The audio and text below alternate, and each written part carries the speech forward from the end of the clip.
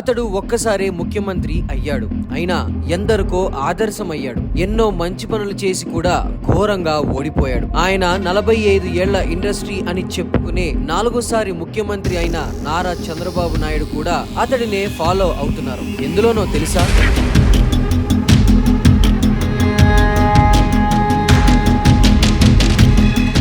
ప్రభుత్వాలు మారినప్పుడు ప్రధాన కార్యదర్శిని, పోలీసు బాస్ ను మార్చడం అనేది చాలా సాధారణంగా జరిగే వ్యవహారం. ప్రతి పార్టీ నాయకుడు కూడా తమకు అనుకూలంగా ఉండే వాళ్లే రాష్ట్ర అధికారిక యంత్రాంగానికి పెద్ద దిక్కుగా ఉండాలని కోరుకుంటారు.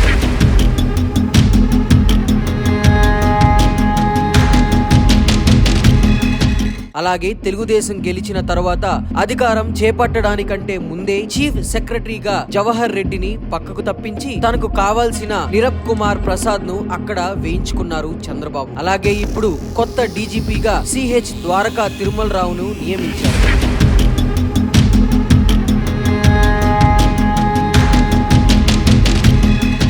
ఎన్నికల నాటికి డీజీపీగా కె రాజేంద్ర ప్రసాద్ రెడ్డి ఉండగా తెలుగుదేశం నాయకులు పదే పదే పితూరీలు చేసి మొత్తానికి ఆయనను పక్కకు తప్పించారు.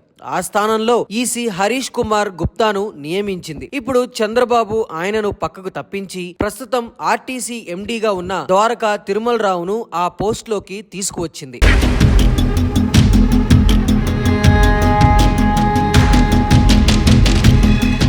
ఈ నియామకం విషయంలో చంద్రబాబు నాయుడు గతంలో జగన్మోహన్ రెడ్డి అనుసరించిన వ్యూహాన్నే పాటించినట్లుగా కనిపిస్తోంది. తాను పారదర్శకంగా కనిపించడానికి ఈ ఎత్తుగడ వేశారా అని కూడా ప్రజలు అనుకుంటున్నారు.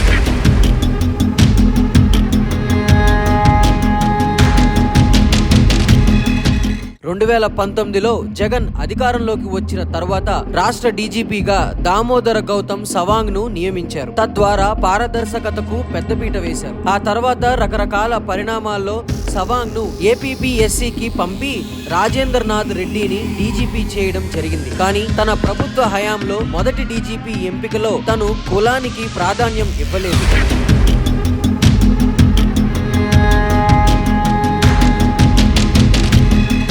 చంద్రబాబు నాయుడు విధానం అది కాదు. ఆయన 2014లో అధికారంలోకి వచ్చినప్పుడు కమ్మ కులానికే చెందిన జేవి రాముడును మొదట డీజీపీగా ఎంచుకున్నారు. 2024లో మాత్రం బీసీ కురబ వర్గానికి చెందిన ద్వారకా తిరుమలరావును డీజీపీ చేశారు. ఆయన భార్య కాపు వర్గానికి చెందిన వారు కావడం గమనార్హం. ఆయన నియామకంతో తెలుగుదేశానికి ప్రస్తుతం బలంగా ఉన్న ఆ వర్గానికి కూడా సంతృప్తి వచ్చినట్లు అయింది. పైగా మొదటి డీజీపీ విషయంలో తన సొంత కులం చూసుకోలేదని తప్పు కొట్టుకునే ఛాన్స్ దక్కింది. అప్పట్లో జగన్ చేసిన పద్ధతిలోనే ఇప్పుడు చంద్రబాబు చేశారని ప్రజలు అనుకుంటున్నారు.